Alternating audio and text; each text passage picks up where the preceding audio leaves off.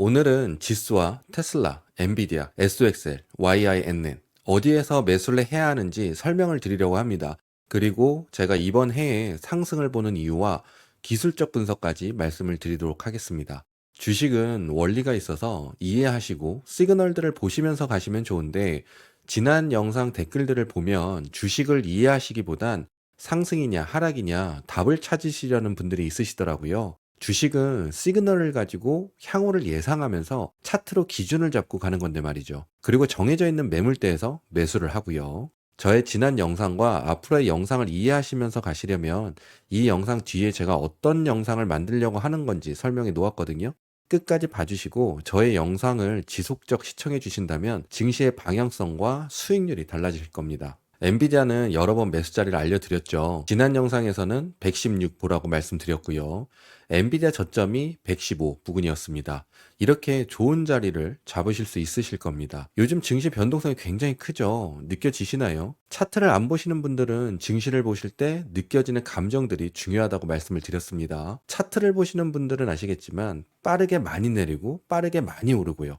정신이 없는 장입니다. 변동성이 큰 장은 증시 안에서 반가운 일은 아니거든요. 변동성이 크다는 것은 어떠한 종목은 빠르게 오르고 어떠한 종목은 빠르게 내린단 말이기도 하고, 섹터별로 차별화 장세가 나온다는 건데 변동성이 클수록 차별화 장세가 크다는 이야기입니다. 차별화 장세도 역시 증시 안에서는 반가운 일은 아니고요. 하락 시그널 중에 하나가 극심한 차별화 장세의 지속이거든요.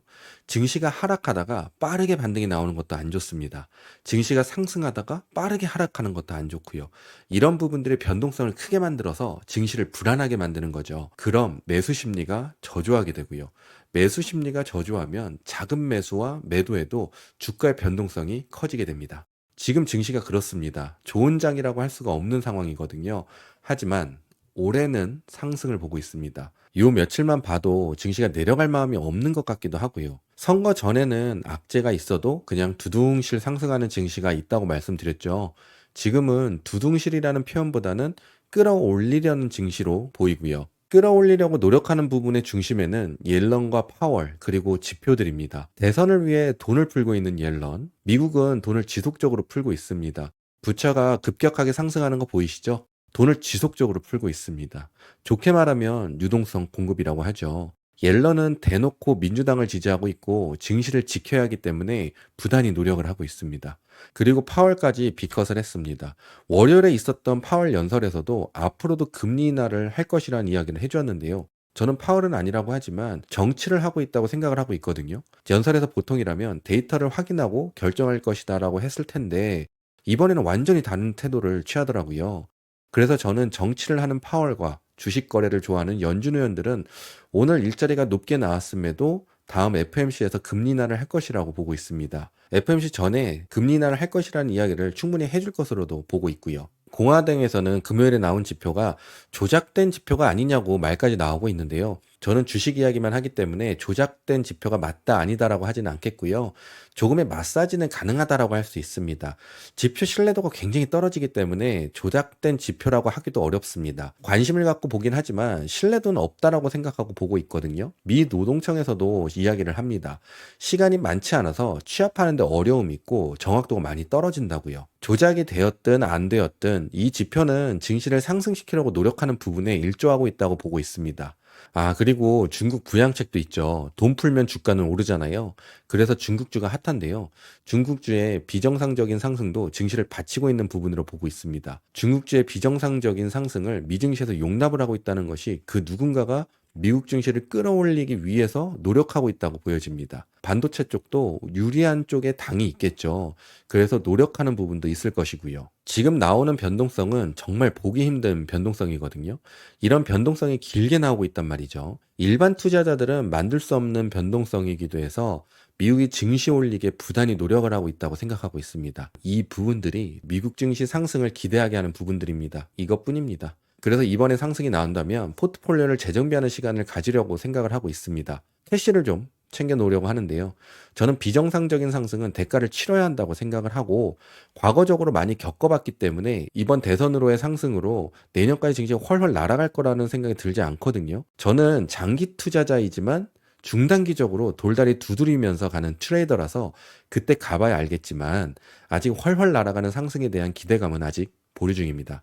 단기적으로 대선과 대선 결과에 따른 어느 정도의 증시 상승을 기대는 하고 있지만요. 그때 가서 고점 시그널이 나온다면 지수로 기준을 잡아서 말씀드리도록 하겠습니다. 지금은 훨훨 날아가는 상승은 아니지만 대선 전에 나올 수 있는 상승을 대비해서 지금이라도 매수를 해야겠다 하고 싶다 하시는 분들을 위해서 매수 자리를 알려드리도록 하겠습니다. 우선 지수 먼저 보고 갈게요. 지수는 정고점 지역 보시라고 말씀드렸죠. 정고점은 변곡점 지역이라고요. 정고점 위에서 맴도는 게 중요했었습니다. 나스닥은 지난 거래일에서 정고점 지역에 왔었습니다. 엔비디아는 116 부근까지 내려왔었고요. 지수를 보고 매수를 하기도 하고 종목을 보고 매물대 매수를 하기도 하는데 엔비디아는 매물대 매수를 하면 되는 거였어서 상관은 없지만 매물대를 모르시는 분들은 지수를 보고 매수를 하면 되거든요. 지금은 반등이 나왔지만 아직은 기회가 있어서 말씀을 드리자면 기회가 온다면요.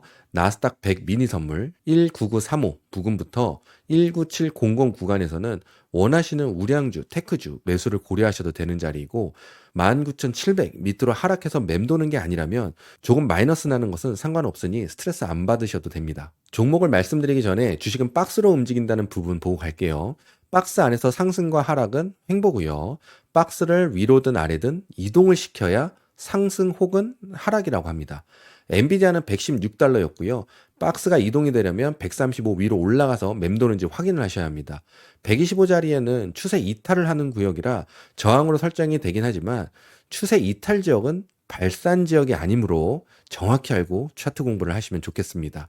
테슬라는 265, 아래는 235, 236. 과거 박스 하단이었습니다. 오래전부터 말씀드린 박스였죠. 제 영상을 계속 봐야 된다는 게 이런 부분입니다.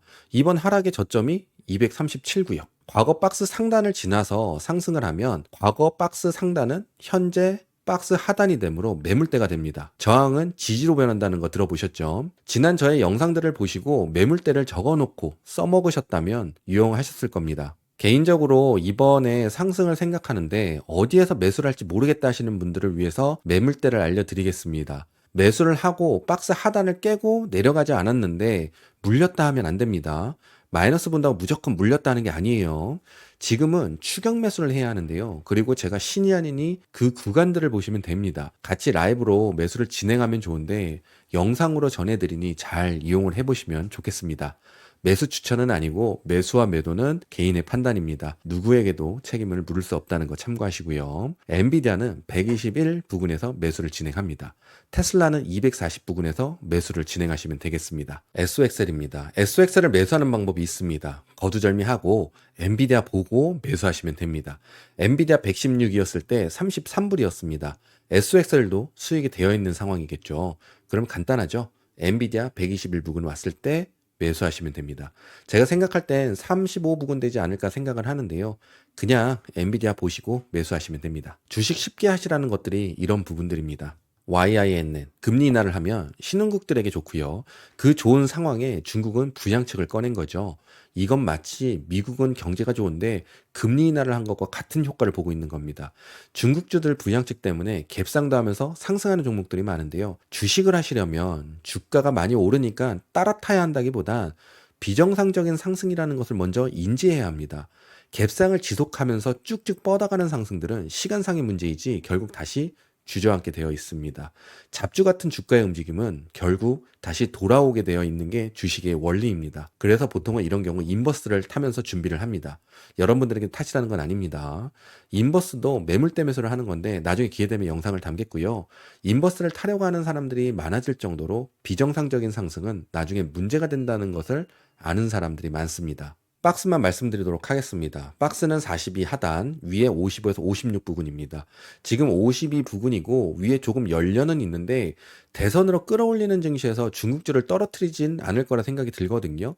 우선 이거라도 먹겠다 하면 50일짜리 기회가 오면 잡으셔서 매수하시면 됩니다. 저는 양을 보고 있는데요. 크게 먹을 생각은 하고 있는 것은 아니고 반 정도 되돌리는 하락 정도를 보려고 합니다. 근데 인버스는 시간 싸움을 보통주보다 오래 해야 해서 오래 가져갈 마음으로 보고 있습니다. 상승이냐 하락이냐 매수 자리가 어디냐만 보시지 마시고 증시 판단에서 나오는 시그널들을 보시기를 바라겠습니다.